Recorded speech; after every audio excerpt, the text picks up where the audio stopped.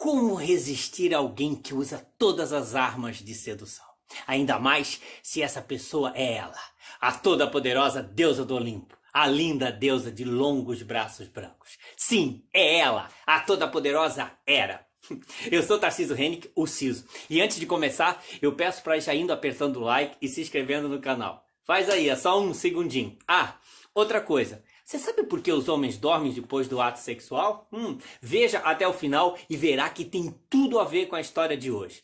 E vamos lá, nos deixar seduzir por ela. Hera!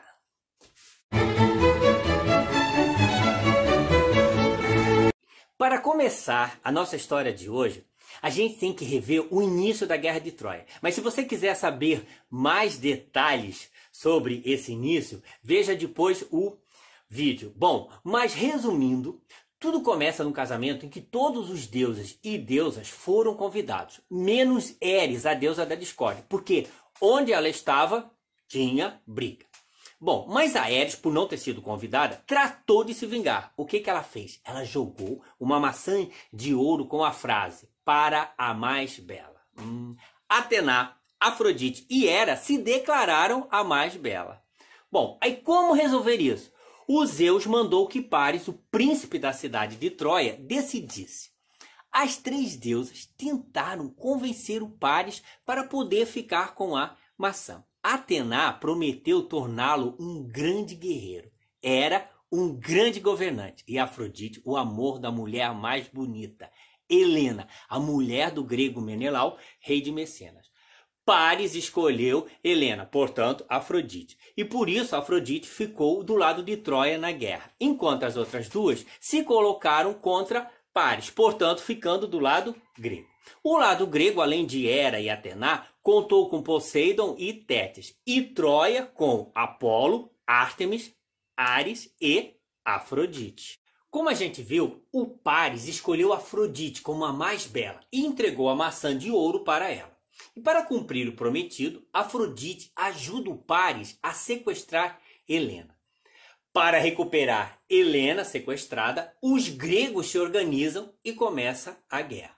Durante 9 anos de guerra, muitas batalhas aconteceram e muitas dessas batalhas eram vencidas pelos gregos. E após essas vitórias nas cidades vizinhas a Troia, os guerreiros gregos dividiam os espólios de guerra, ou seja, eles compartilhavam os bens dos inimigos derrotados. Lembrando que muitas vezes esses espólios eram pessoas, e um espólio muito valorizado era a esposa ou a filha do derrotado. Mas no 10º ano de guerra de Troia aconteceu algo inusitado. Mas o que houve? Bom, o Aquiles, o maior herói grego da Guerra de Troia, estava se recusando a lutar. E por quê? É que o Agamenon, o chefe dos gregos, tinha como um dos espólios de guerra a bela Criseida, que era filha do sacerdote de Apolo, o Crises. Bom, o sacerdote de Apolo, o Crises, vai até o acampamento grego, cheio de presentes e ofertas, e pede que devolvam a sua filha, a Criseida. O Agamenon se recusa a devolver a Criseida. E sabe qual a justificativa que o Agamenon usa? Ele diz que ela é muito melhor que a sua esposa, Clitemnestra, que ela é mais bonita, mais inteligente, com mais habilidades domésticas, etc, etc, etc, etc. Então o Agamenon manda Crises ir embora e diz que só não mata porque ele é sacerdote de Apolo. O Crises sai humilhado e raivoso e suplica a Apolo que castigue o acampamento grego.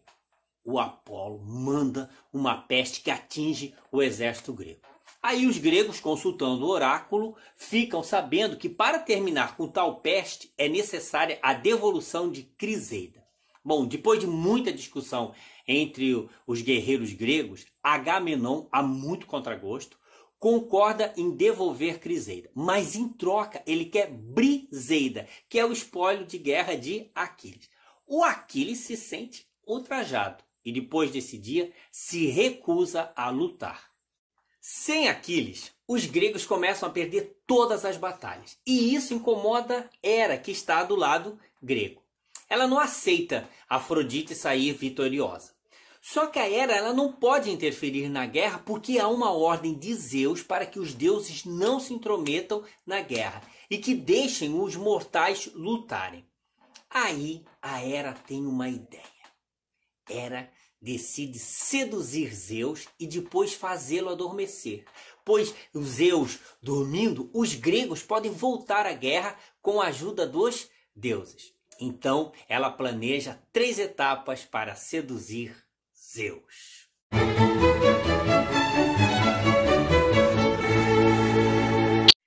Primeiro, a Hera começa a se preparar.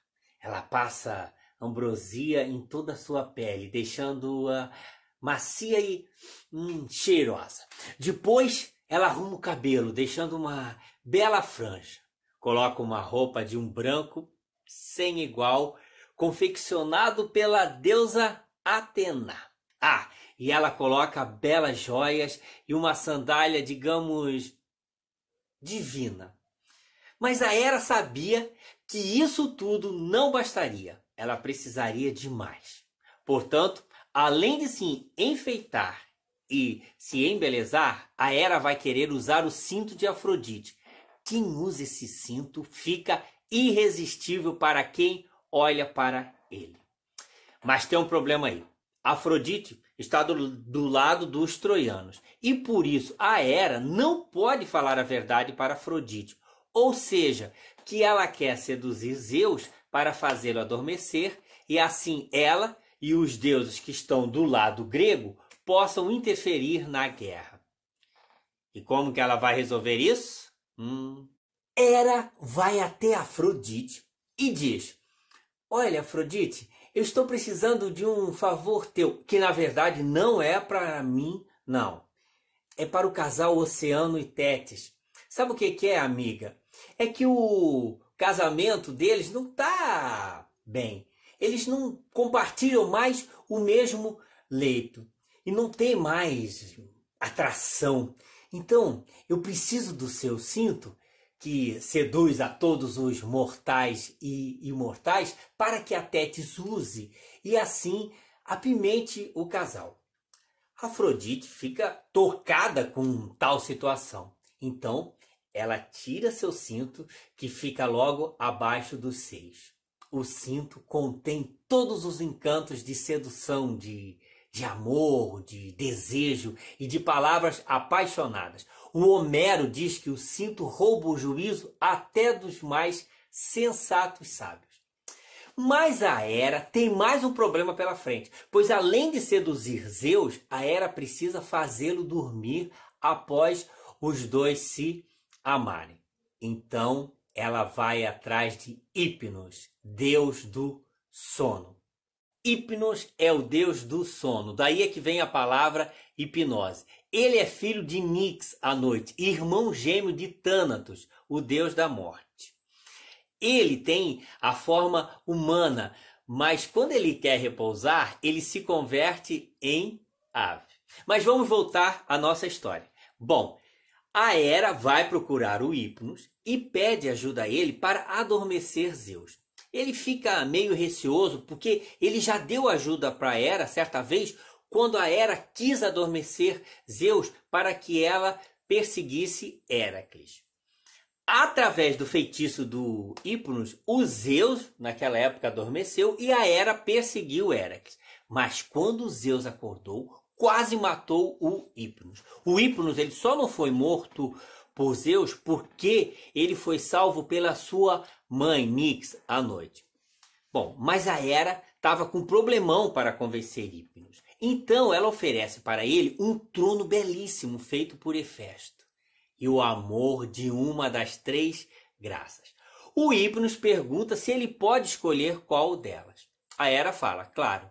Então ele escolhe Pasíteia e fecha o tratado com Hera. Bom, agora está tudo pronto para Hera seduzir Zeus, que está lá no Monte Ida. Estava lá Zeus no Monte Ida soberano, quando o raio do poder do cinto de Afrodite, vestido por Hera, alcança ele.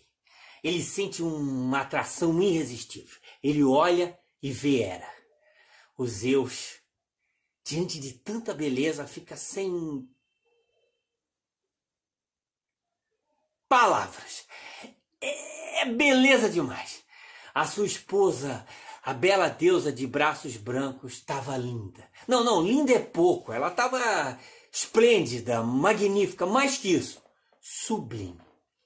A Hera faz de conta que não está nem aí, não está nem entendendo o que está acontecendo e diz para ele: olha, Zeus, meu marido, eu vim aqui para te avisar que eu vou visitar a Tétis e Oceano, que não estão num momento muito bom.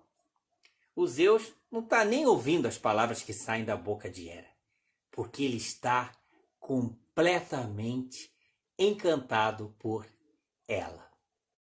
Mas Zeus fala uma coisa que não poderia falar.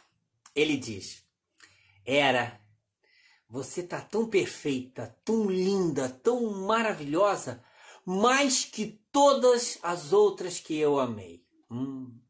Aí ele começa a citar as suas amantes. Ele fala da Danae, que é a mãe do Perseu, da Europa, a mãe de Minos, da Alquimena, a mãe de Héracles, da Deméter, a mãe de Perséfone, Semele, mãe de Dioniso, Leto, a mãe de Apolo e Ártemis, e por aí vai. Se fosse outro momento, a Hera iria explodir e responder à altura a Zeus. Mas a Hera não se deixa bater.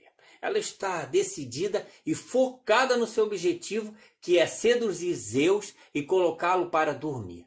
E assim poder ajudar os gregos na guerra. Então, a Hera diz: eu sei que você quer me possuir aqui, agora. Mas este não é o lugar ideal, a céu aberto, nesse monte. Eu tenho pudor. Aí o Zeus sorri. E nesse momento começa a se formar uma nuvem em torno do casal divino. Eles ficam invisíveis até mesmo para Hélio, Deus Sol, que tudo vê. Então, a Hera vai dobrando as pernas e Zeus vai segurando a sua esposa até os dois ficarem de joelhos. Depois, lentamente eles vão se deitando.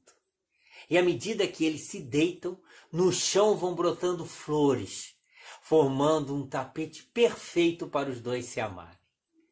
Os dois se amam loucamente. Ai! E após o ato consumado, Hipnos entra em ação e Zeus cai em sono profundo. O plano de Hera deu certo. Com Zeus dormindo, os deuses voltaram a interferir na guerra, principalmente o Poseidon, e os gregos voltaram a guerrear e foram para cima dos troianos. Quando Zeus acorda, ele fica furioso e ameaça pendurar Hera de cabeça para baixo por tempo indeterminado. A Hera fica quieta. Zeus então manda Íris, a deusa mensageira dos deuses, avisar que os deuses devem sair imediatamente da guerra e deixar que os mortais lutem por eles mesmos. Mais tarde, os gregos vencem a guerra. E o que aconteceu a Hipnos? Dizem que Hipnos nunca tirou o feitiço. E é por isso que os homens costumam dormir após o ato sexual.